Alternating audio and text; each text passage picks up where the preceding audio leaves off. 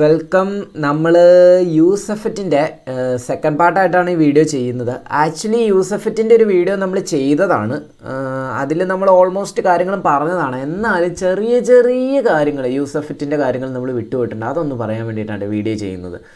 അപ്പോൾ നമുക്കറിയാം യൂസെഫക്റ്റ് എന്ന് പറഞ്ഞാൽ റിയാക്റ്റിൻ്റെ ഹുക്ക് ഫസ്റ്റ് നമ്മളിവിടെ ഇമ്പോർട്ട് ചെയ്തു. യൂസെഫക്റ്റ് ഇമ്പോർട്ട് ചെയ്തു.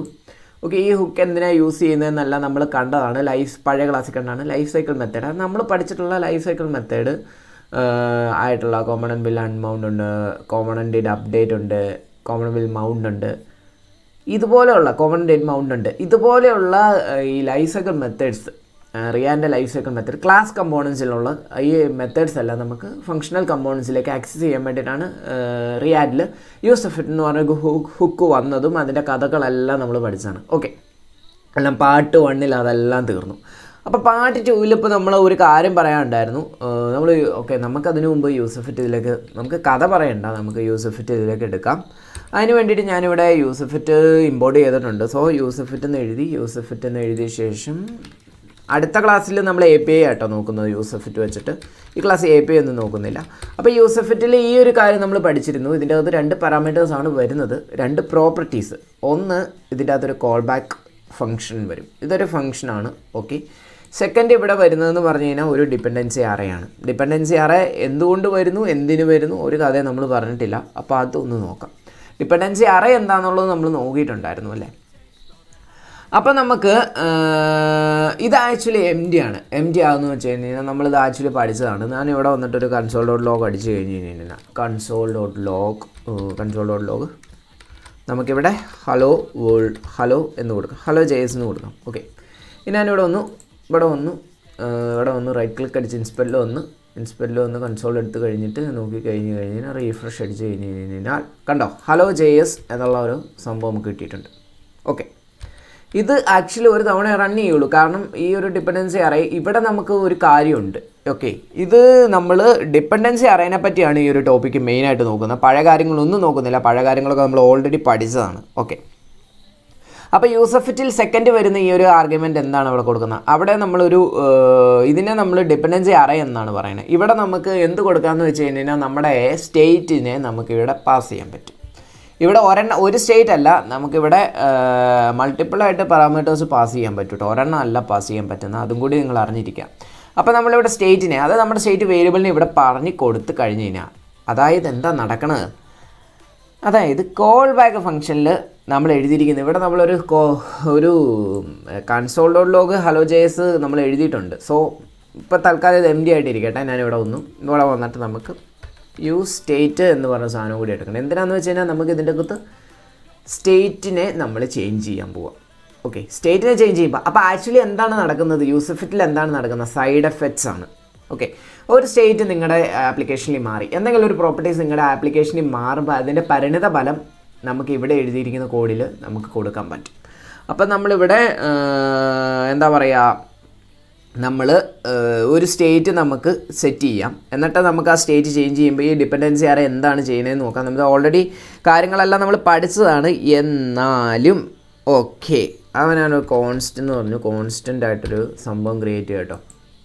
കോൺസ്റ്റൻ്റ് ആയിട്ട് ഇവിടെ നമുക്ക് എന്താണ് ചെയ്യേണ്ടതെന്ന് വെച്ച് കഴിഞ്ഞാൽ ഇവിടെ പ്രത്യേകിച്ചൊന്നും കൊടുക്കാം. ഇവിടെ നമുക്ക് ഡിഫറെൻ്റ് ആയിട്ട് എന്തെങ്കിലും കൊടുക്കാം. ടോഗിൾ. ഓക്കെ, സെറ്റ് ടോഗിൾ എന്ന് കൊടുത്തു. സെറ്റ് ടോഗിൾ എന്ന് കൊടുത്തു. എന്നിട്ട് നമുക്കിവിടെ യൂസ് സ്റ്റേറ്റ് എടുക്കാം. യൂസ് സ്റ്റേറ്റിൽ ഇത് നമുക്ക് ഡീഫോൾട്ടായിട്ട് ടോഗിളിൽ നമുക്ക് എന്ത് കൊടുക്കണം, നമുക്ക് ഫോൾസ് കൊടുത്ത് വെക്കാം. ഫോൾസായിട്ട് ഡീഫോൾട്ടായിട്ട് ഇരിക്കട്ടെ. ഒരു ബൂളിയൻ വാല്യൂ കൊടുത്തു. ഈ ഒരു സാധനം സ്റ്റേറ്റാണ്.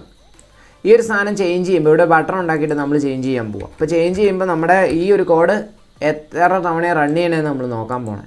അപ്പോൾ നമുക്ക് ഇവിടെ വരാം. ഇവിടെ വന്ന ശേഷം ഞാനിവിടെ ബട്ടൺ ഉണ്ടാക്കാൻ പോകട്ടോ. ഒരു ബട്ടൺ ഉണ്ടാക്കണം, BUTTON ബട്ടൻ്റെ അകത്തേക്ക് ഞാൻ ഒരു കാര്യം പറഞ്ഞു കൊടുക്കാൻ പോവാണ്. എന്താണ് നമുക്ക് പറഞ്ഞു കൊടുക്കേണ്ടത്, സ്വിച്ച് ഓണെന്ന് ഓഫ് എന്നുണ്ട് പറഞ്ഞു കൊടുക്കുക.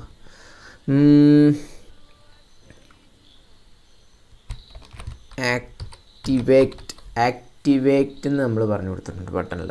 ഇവിടെ നമുക്ക് നോക്കിക്കഴിഞ്ഞ് കഴിഞ്ഞാൽ റൈറ്റ് ഇവിടെ ചെയ്ത് കഴിഞ്ഞാൽ കണ്ടോ, സോ ആക്ടിവേറ്റ് എന്ന് പറഞ്ഞ ബട്ടൺ കിട്ടി. Nothing is working.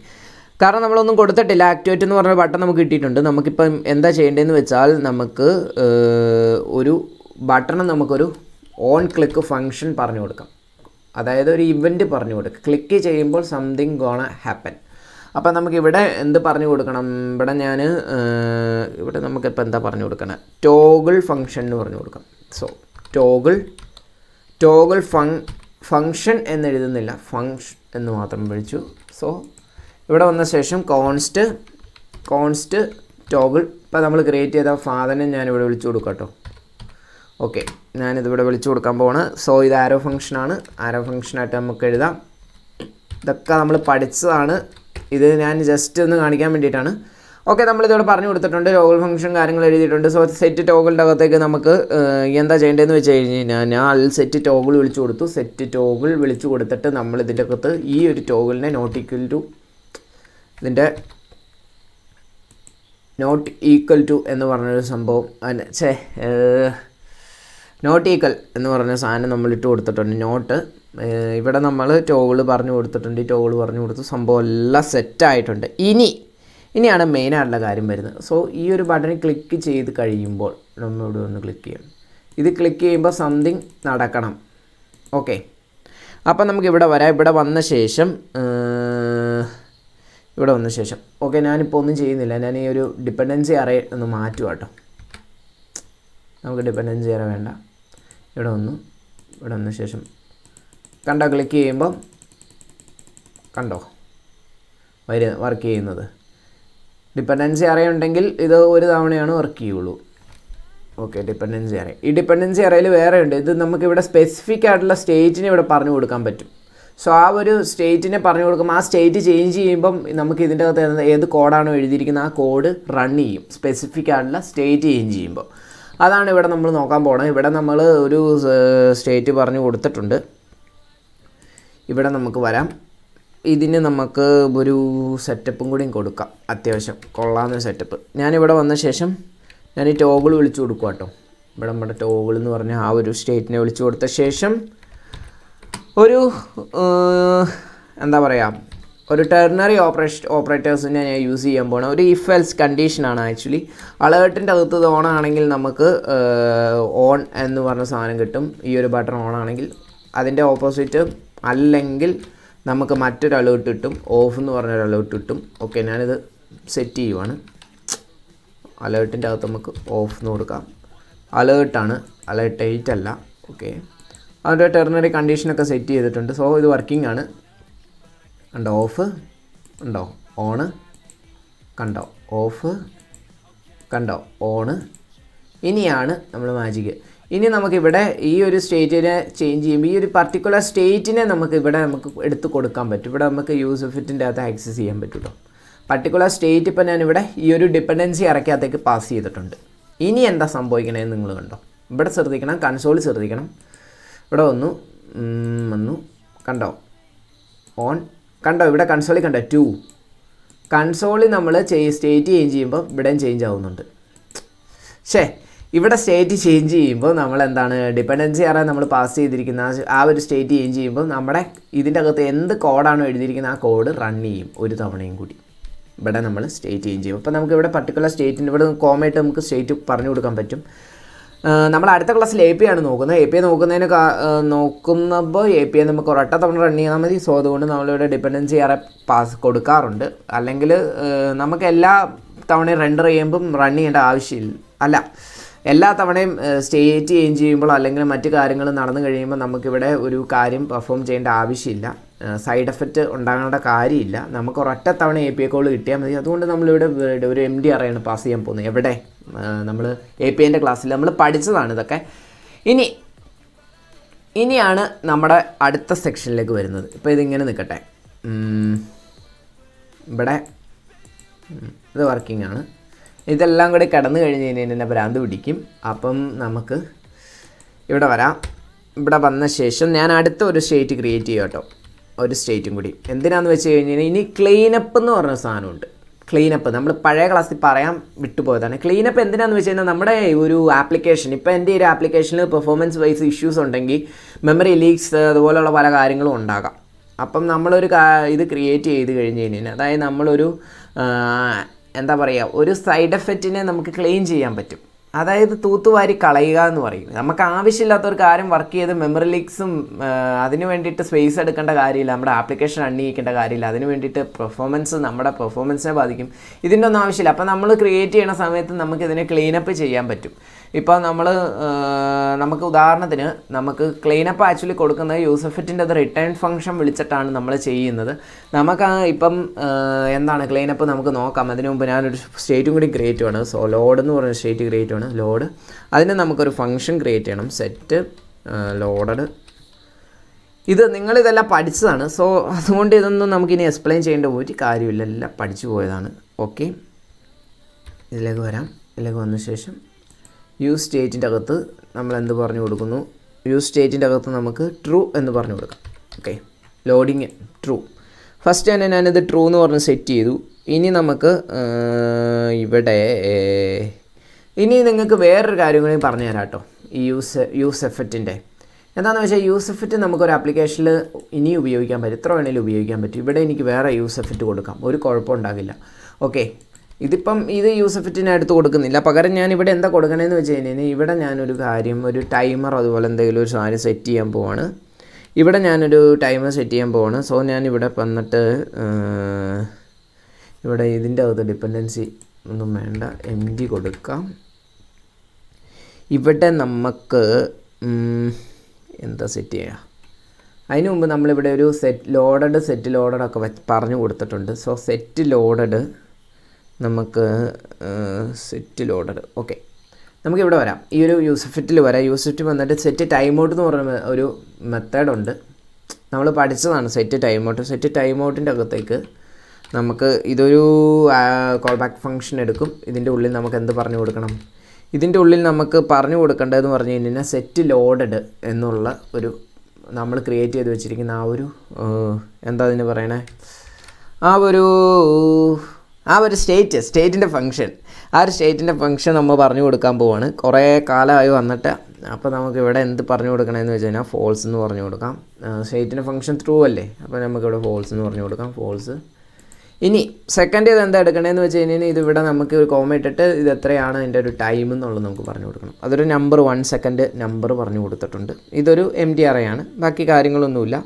ഫോൾസ് ആക്കി വെച്ചിട്ടുണ്ട്. സെറ്റ് ടൈം ഔട്ട് നമ്മൾ വിളിച്ചിട്ടുണ്ട്, എല്ലാ കാര്യങ്ങളും ഓക്കെയാണ്. ഓക്കെ, ഇത് മറ്റൊരു യൂസ് എഫക്റ്റ് ആണ് നമ്മളിപ്പോൾ ക്രിയേറ്റ് ചെയ്തത്. ഈ ലോഡഡ് എന്നുള്ളത് നമുക്കെടുത്ത് നമ്മുടെ ഇതിൻ്റെ അകത്ത് നമുക്ക് കൊടുക്കാം. ഇവിടെ ഇത് കൊടുക്കാൻ ഞാൻ ഒരു ഡിവും കൂടി ക്രിയേറ്റ് ചെയ്യണം, മറ്റൊരു ഡിവും കൂടി. നമുക്കത് കാണണം ലോഡ് ചെയ്യുമ്പോൾ എന്താ വരണ്ടേന്നുള്ളത്. അപ്പോൾ നമുക്കിവിടെ പറഞ്ഞു കൊടുക്കാൻ പറ്റും. ഞാനിവിടെ ലോഡ് എന്ന് പറഞ്ഞു കൊടുക്കുകയാണ്. ഈ ഒരു ലോഡ് എന്ന് പറഞ്ഞ സ്റ്റേറ്റ് പറഞ്ഞു കൊടുത്തു. ലോഡ് ചെയ്യുന്ന ടൈമിൽ എനിക്ക് ഇത് ലോഡാണെങ്കിൽ, ഇത് ട്രൂ ആണെങ്കിൽ എനിക്ക് എന്ത് കാണിക്കണം, എനിക്കൊരു പാരാഗ്രാഫ് കാണിക്കും. പാരാഗ്രാഫിൻ്റെ അകത്ത് ഞാൻ ഹായ് എന്ന് കാണിച്ചു ട്രൂ ആണെങ്കിൽ. അല്ലെങ്കിൽ ഞാൻ ഒരു പിയും കൂടി ഇട്ടു, ഞാൻ ബൈ എന്ന് കാണിച്ചു. ഓക്കെ, അപ്പോൾ നമ്മളിത് കൊടുത്തിട്ടുണ്ട്. ലോഡർ എന്നുള്ള വിളിച്ചിട്ടുണ്ട്. ഇവിടെ ലോഡർ നമ്മൾ പറഞ്ഞു കൊടുത്തിട്ടുണ്ട്, എല്ലാം ഓക്കെയാണ്. ഇവിടെ നമ്മൾ യൂസെഫക്റ്റ് വിളിച്ചു, കാര്യങ്ങളെല്ലാം വിളിച്ചിട്ടുണ്ട്. ഞാൻ ജസ്റ്റ് ഒന്ന് ഫോർമാറ്റ് ചെയ്യും കേട്ടോ, ഇത് നിങ്ങൾക്ക് കൃത്യമായിട്ട് കാണാൻ വേണ്ടിയിട്ട്. ഓക്കെ, നിങ്ങൾക്ക് കാണാൻ പറ്റുമെന്ന് തോന്നുന്നു. ഇത് ഫോർമാറ്റ് ആയെന്ന് പറഞ്ഞാൽ എന്ത് ചെയ്യാനാ. ഓക്കെ, ഇവിടെ വന്നിട്ട് ഞാൻ റീഫ്രഷ് ചെയ്യാണ്. ഓഫ് എന്ന് കൊടുത്തു. ഉണ്ടോ, ഹായ്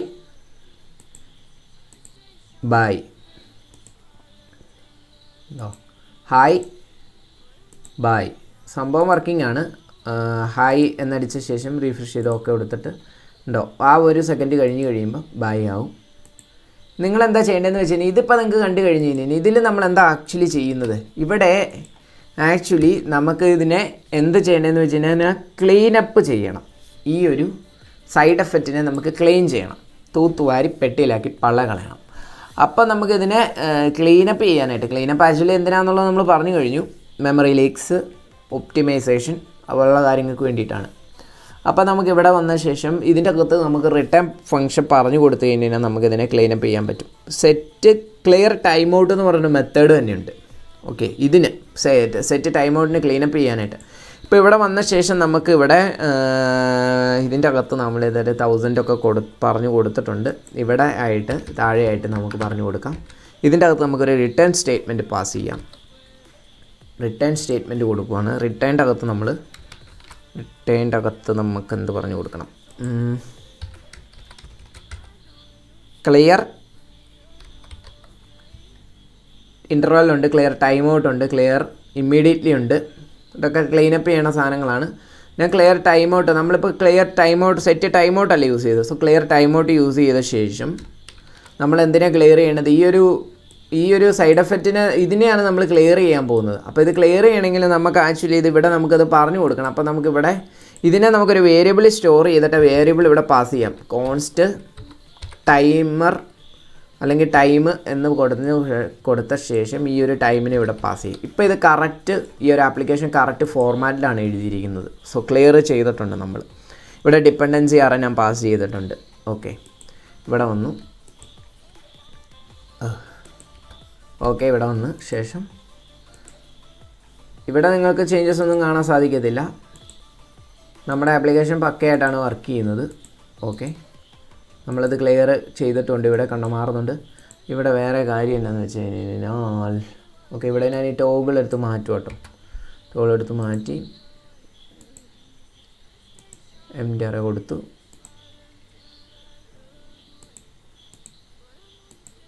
ഇനി ഞാനിവിടെ നമുക്ക് ലോഡ് കൊടുക്കാം. ലോഡ് പറഞ്ഞു കൊടുത്തു.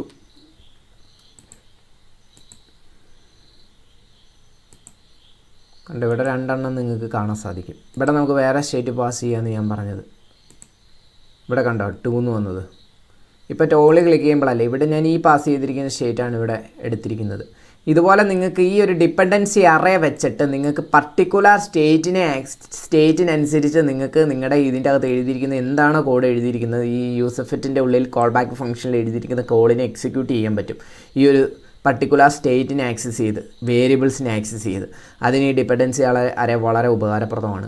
ഇത്ര എനിക്ക് യൂസെഫക്റ്റിൻ്റെ കാര്യത്തിൽ ഈ ഒരു ക്ലാസ്സിൽ പറയാനുള്ളൂ. അടുത്ത ക്ലാസ്സിൽ യൂസെഫക്റ്റ് വെച്ചിട്ട് നമ്മളൊരു API കോളിങ്ങും കാര്യങ്ങളെല്ലാം നോക്കിയ ശേഷം യൂസെഫക്റ്റ് വെച്ചിട്ട് നമ്മൾ ഒരു വെതർ ആപ്ലിക്കേഷൻ ഉണ്ടാക്കും.